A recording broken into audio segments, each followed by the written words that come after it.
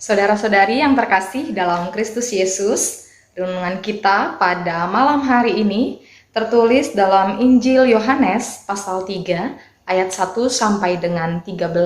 Saya baca untuk kita. Adalah seorang Farisi yang bernama Nikodemus, seorang pemimpin agama Yahudi. Ia datang pada waktu malam kepada Yesus dan berkata, "Rabi, kami tahu bahwa engkau datang sebagai guru yang diutus Allah, sebab tidak ada seorang pun yang dapat mengadakan tanda-tanda yang engkau adakan itu, jika Allah tidak menyertainya." Yesus menjawab, katanya, "Aku berkata kepadamu, sesungguhnya jika seorang tidak dilahirkan kembali, ia tidak dapat melihat kerajaan Allah." Kata Nikodemus kepadanya, "Bagaimanakah mungkin seorang dilahirkan kalau ia sudah tua? Dapatkah ia masuk kembali ke dalam rahim ibunya dan dilahirkan lagi?" Jawab Yesus, "Aku berkata kepadamu, sesungguhnya jika seorang tidak dilahirkan dari air dan roh, ia tidak dapat masuk ke dalam kerajaan Allah. Apa yang dilahirkan dari daging adalah daging, dan apa yang dilahirkan dari roh adalah roh. Janganlah engkau heran, karena aku berkata kepadamu, kamu harus dilahirkan kembali. Angin bertiup kemana ia mau, dan engkau mendengar bunyinya. Tetapi engkau tidak tahu dari mana ia datang atau kemana ia pergi. Demikianlah halnya dengan tiap-tiap orang yang lahir dari roh." Nikodemus menjawab, katanya, "Bagaimana mungkin hal itu terjadi?" Jawab Yesus, "Engkau adalah pengajar Israel, dan engkau tidak mengerti hal-hal itu? Aku berkata kepadamu, sesungguhnya kami berkata-kata tentang apa yang kami ketahui, dan kami bersaksi tentang apa yang kami lihat. Tetapi kamu tidak menerima kesaksian kami. Kamu tidak percaya waktu aku berkata-kata dengan kamu tentang hal-hal duniawi. Bagaimana kamu akan percaya kalau aku berkata-kata dengan kamu tentang hal-hal sorgawi? Tidak ada seorang pun yang telah naik ke sorga selain daripada Dia yang telah turun dari sorga, yaitu Anak Manusia." Demikian firman Tuhan. Saudara-saudari terkasih dalam Kristus Yesus, pada Yohanes 3 ini kita tahu bahwa pada ayat yang ke-16 adalah ayat yang sangat familiar dikumandangkan kepada kita, terlebih di hari-hari perayaan Natal, yaitu karena begitu besar kasih Allah akan dunia ini sehingga Ia telah mengaruniakan anaknya yang tunggal supaya setiap orang yang percaya kepadanya tidak binasa melainkan beroleh hidup yang kekal. Ternyata sebelum ayat 16 terjadi percakapan antara Yesus dan Nikodemus. Nikodemus seperti yang disuarakan pada ayat yang pertama, dia adalah seorang Farisi.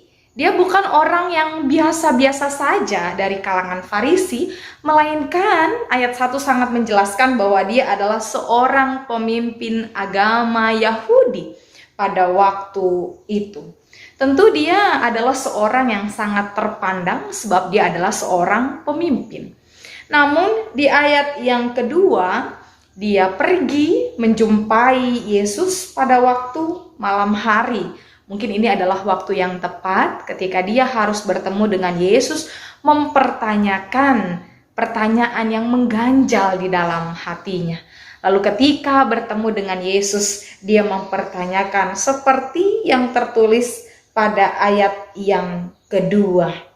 Dilanjutkan dengan ayat yang ketiga. Sesungguhnya hampir keseluruhan dari ayat pertama sampai dengan ayat yang ke-13 ini, Yesus mau menegaskan tentang poin kelahiran kembali, dilahirkan kembali, yang membuat Nikodemus salah memaknai, salah memahami sehingga dia menyatakan bagaimana mungkin seorang akan dilahirkan kembali secara fisik sedangkan dia sudah tua. Tapi maksud Yesus di sana adalah bukan dilahirkan kembali secara fisik, melainkan Yesus menegaskan di ayat yang ke-6, mulai dari ayat yang ke-5, ayat yang ke-6 dan seterusnya. Dilahirkan kembali dari air dan dari roh. Mengapa air dan roh?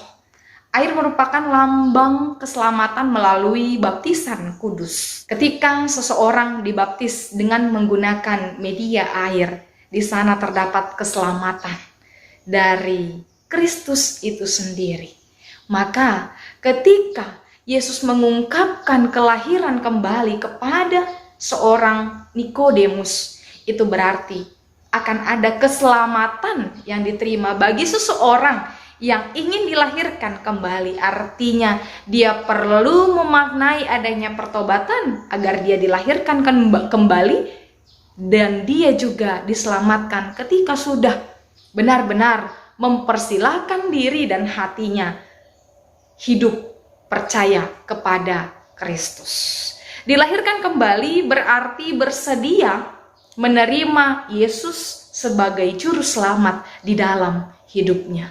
Maka ketika ayat yang ke-16 dikumandangkan karena begitu besar kasih Allah, dari sanalah mulai perlahan demi perlahan Nikodemus pada akhirnya percaya kepada Kristus dan dia hidup dilahirkan kembali.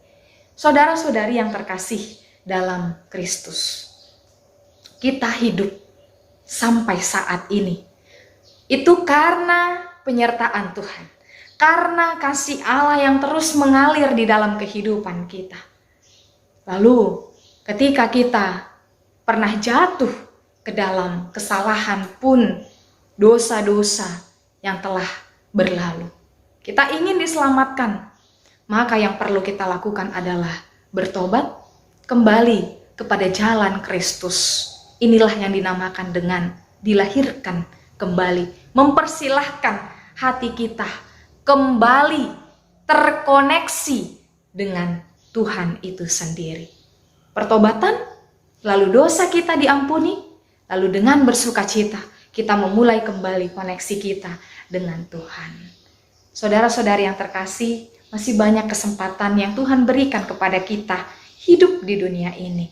Maka ketika kita lemah, kita harus ingat bahwa Dia telah menyelamatkan kita. Dan ketika kita jatuh, mari mempersilahkan hati kita diubahkan oleh Kristus dan kita kembali ke jalan Dia. Sebab masih tersedia jalan keselamatan bagi orang yang mempersilahkan Kristus, menerima Kristus untuk dilahirkan kembali. Mari terus terkoneksi dengan Dia, sebab hanya Dialah jalan kebenaran di dalam kehidupan kita di dunia ini. Amin.